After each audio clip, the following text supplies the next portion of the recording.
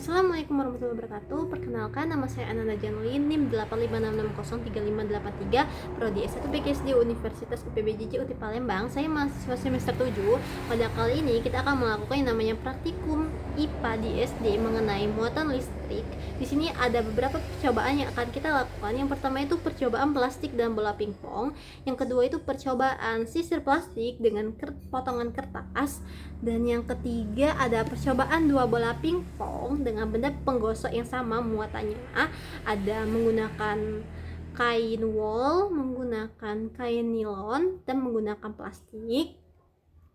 Dan yang keempat itu percobaan dua bola pingpong dengan benda penggosok yang berbeda. Dan itu saja yang akan kita lakukan pada kali ini. Langsung saja kita masuk ke praktikumnya. Nah, di sini alat dan bahan-bahannya sudah saya siapkan. Ada plastik, ada bola pingpong, dua bola pingpong, benang kasur, sisir, potongan kertas, selotip, kain wol, dan kain nilon. Itu aja yang sudah saya siapkan. Langsung saja kita masuk ke praktiknya.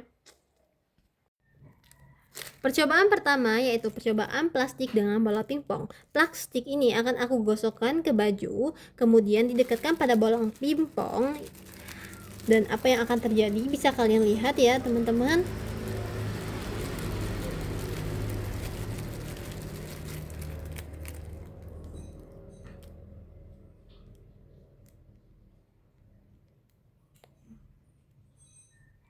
Terlihat dia seperti tarik-menarik antara plastik dan bola pingpong. Gesekan ini menyebabkan plastik memiliki listrik statis dan bermuatan positif karena kehilangan elektron sehingga dapat menarik bola pingpong yang netral. Kita akan melakukan uji coba menggunakan sisir plastik dengan buku, kertas, ya. Kalau kalian mau alternatif lain bisa menggunakan rambut yang kalian sisir. Di sini saya menggunakan buku saja. Langsung saja kita lakukan. Kita akan lihat apa yang akan terjadi jika sisir tersebut kita gosokkan pada buku. Ya, kita tunggu sebentar. Dan ya, potongan kertas tertarik oleh sisir. Gesekan ini membuat sisir bermuatan negatif menarik kertas yang bermuatan positif karena muatan yang berbeda saling tarik-menarik. Setelah itu kita diamkan beberapa menit dan potongan kertas mulai berjatuhan. Hal ini menunjukkan bahwa muatan listrik pada sisir hanya bersifat sementara atau tidak permanen. Percobaan ketiga yaitu menggunakan dua bola pingpong dengan benda penggosok yang sama, yaitu saya menggunakan kain wol. Kedua bola ini akan digosokkan dengan kain wol ini dan hasilnya akan kita lihat apa yang akan terjadi.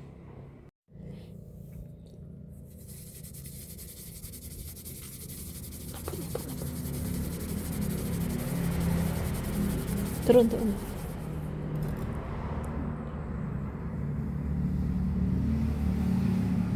Bisa kalian lihat hasilnya terjadi tolak menolak karena kedua bola bermuatan sejenis. Selanjutnya ialah kita akan menggosokkan plastik dengan bola pingpong. Apa yang akan terjadi bisa kalian lihat.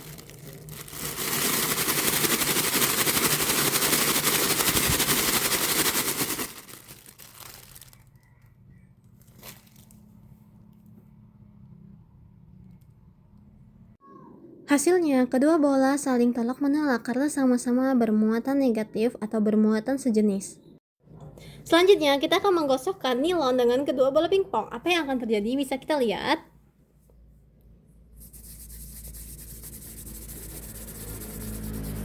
Dan hasilnya, dan ternyata kedua bola saling tolak menolak karena sama-sama bermuatan negatif, yaitu sama-sama bermuatan sejenis. Percobaan keempat, kita akan menggunakan dua bola pingpong dengan benda penggosok yang berbeda. Di sini saya akan menggunakan plastik dan rekan saya akan menggunakan kain wol. Apa yang akan terjadi bisa kalian lihat.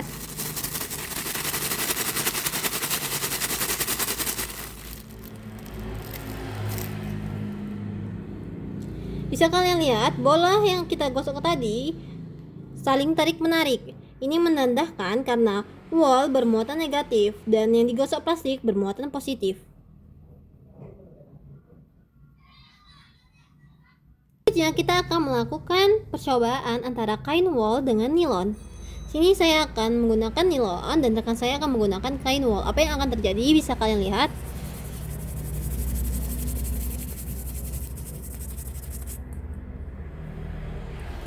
Nah, bisa kalian lihat, bola kanan dan kiri yang terjadi ialah mereka saling tarik-menarik. Ini karena adanya perbedaan muatan.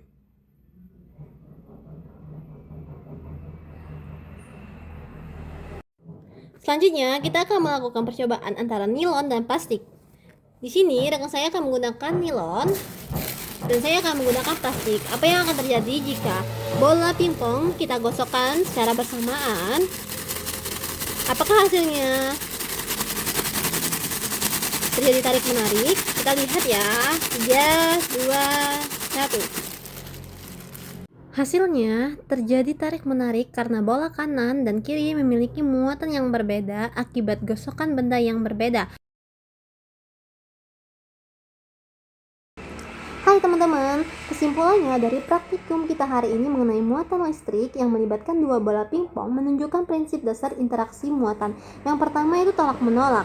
Dua benda yang digosok dengan bahan yang sama, misalnya kedua bola yang digosok dengan kain wol tadi atau kedua bola digosok dengan plastik, akan memiliki jenis muatan yang sejenis, sama-sama negatif atau sama-sama positif. Akibatnya kedua benda tersebut akan saling tolak-menolak.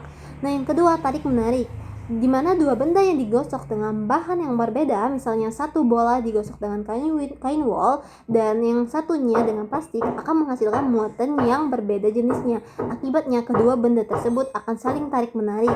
Yang kedua, mekanisme pembangkitan muatan statis, di mana muatan listrik statis dihasilkan melalui proses gesekan, yaitu gesekan antara dua benda seperti sisir tadi dengan buku atau dengan rambut, menyebabkan perpindahan elektron. Benda yang kehilangan elektron akan menjadi bermuatan positif dan benda yang menerima elektron akan menjadi bermuatan negatif.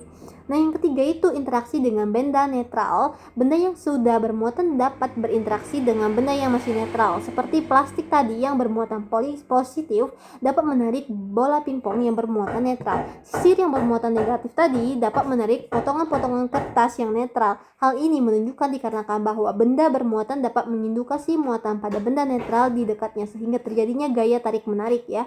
Nah, yang keempat itu sifat muatan listrik statis.